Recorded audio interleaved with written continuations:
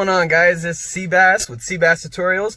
I got another video for you guys. Today I'm going to talk about the top 5 Y-Buys for the Jeep Wrangler Unlimited, the 4-door model, and this is going to be the Rubicon trim that I'm doing this on. So I'm going to pretty much briefly go over why I think the Rubicon is one of the best vehicles on the market. So stay tuned.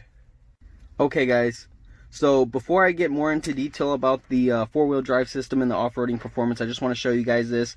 That's your front and rear locking differential switch, so you can lock the front and the rear or just the rear only. And then you have your sway bar, disconnect and reconnect button, and then you've got your four-wheel drive system right there, which is your 2 high, 4 high, neutral, and 4 low. So really quick, this is just the inside of the pretty much how you would control your four-wheel drive system. I just want to show you guys that before I get more into detail.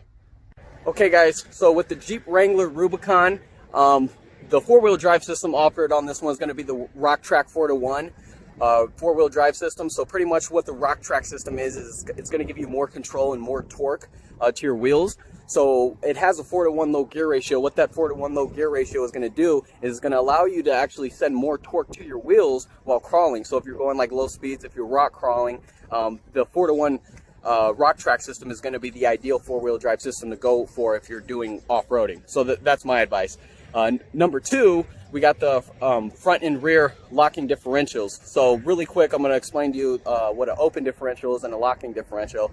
Open differential, what's going to happen is if you're rock crawling or if you're losing traction on a wheel, an open differential is going to send more power to that wheel losing traction. So you can kind of think, if you're off-roading and you have a wheel that's hanging, and obviously it doesn't have traction, what's going to happen is with the open differential, it's going to send more torque to that wheel, so that wheel's going to keep spinning and the other wheels won't.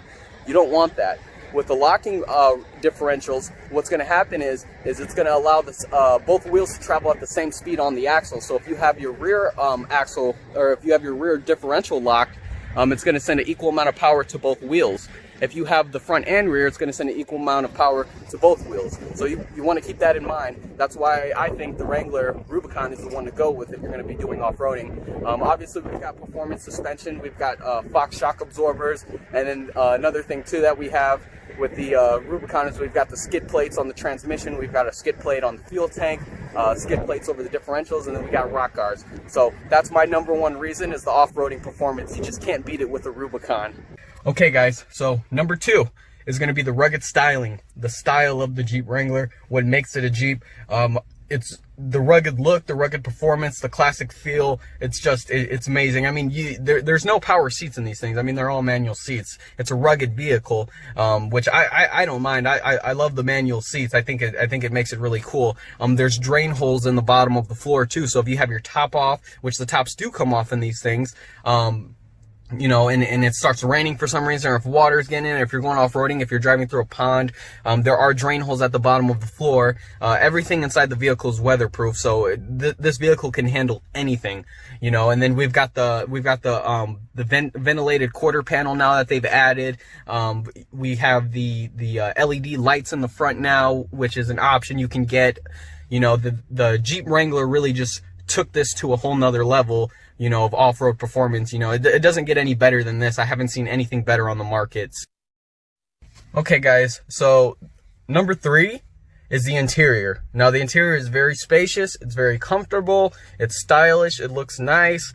I mean, you can't go wrong with it, especially with it being an off-road vehicle. It actually has a lot to offer. There's different compartments you can put it in. So I'm gonna roll some clips really quick of the interior so you guys can see. So we'll play that now.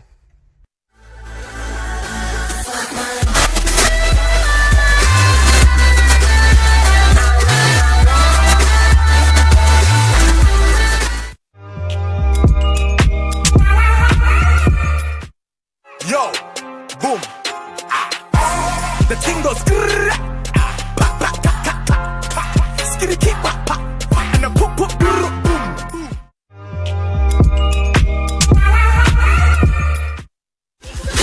So I can learn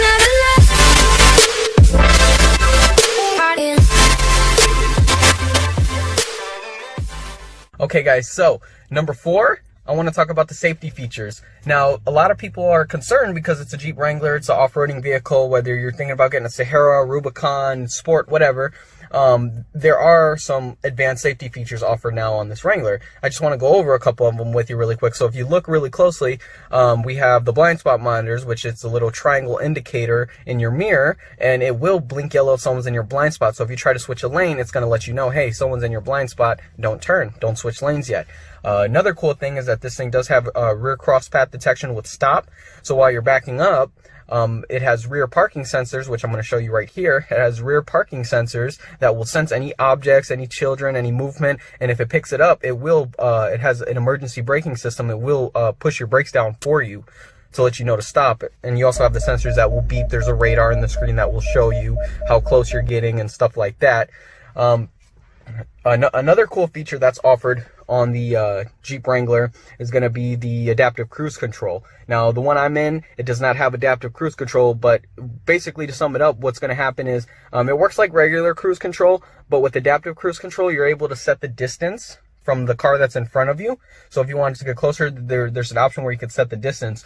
And what happens is if the car in front of you starts slowing down, your vehicle will automatically slow down to maintain that distance. So that's another great feature. That's great for highway driving and whatnot. Another great feature is it does have a backup camera, so you can see if anyone's, behind you, if the sensors is missing something, or if you're getting too close, there is a backup camera that will pick that up. So those are the safety features that's offered on the Jeep Wrangler. I don't think I'm missing any. Maybe I am. I mean, of course, there's airbags and everything in it. I can point out all the locations for you, but to save time for the video, we're just going to move ahead to number 5. Okay, guys, so here's number 5 of why I think the Jeep Wrangler is one of the best SUVs offered on the market. It's going to be because of the different engines that they offer. I'm just going to briefly go over them. I'm going to do another video that gets more into detail about the two. So right here, we have the 2.0 4-cylinder turbo motor. That's the standard motor in the Jeep Wrangler.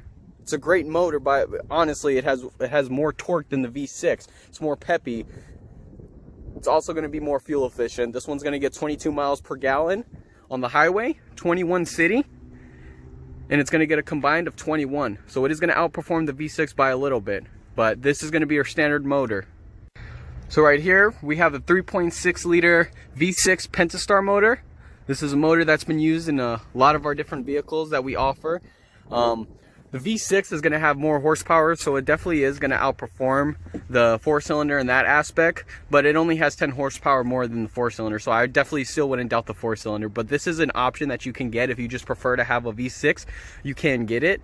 Now, the V6 is only going to offer you 22 miles per gallon on the highway, but it's only going to offer you 18 miles per gallon in the city. So you're going to get a combined of 20 miles per gallon. So the 4-cylinder will outperform it. If you do the math, it's about an extra 30 miles in the fuel tank that it will give you. So the 4-cylinder does win right there. But again, if you prefer a V6, if you like the V6, if you like the bigger motor, then this is probably the one to go with. Alrighty then, guys, well, thanks for watching this video. I hope this was helpful for anybody that might be in the market looking for a Wrangler and not sure which one to go with. The next video I'm going to do is going to go over the different trim levels on the Wrangler. I'm going to talk about that more briefly and more into detail in the next episode. So until then, if you guys have any questions, make sure you like, comment, subscribe, and we'll see you guys next time. Bye. I'ma show you how to get it. It go right foot up, left foot slide, left foot up, right foot slide. Basically, I'm saying either way.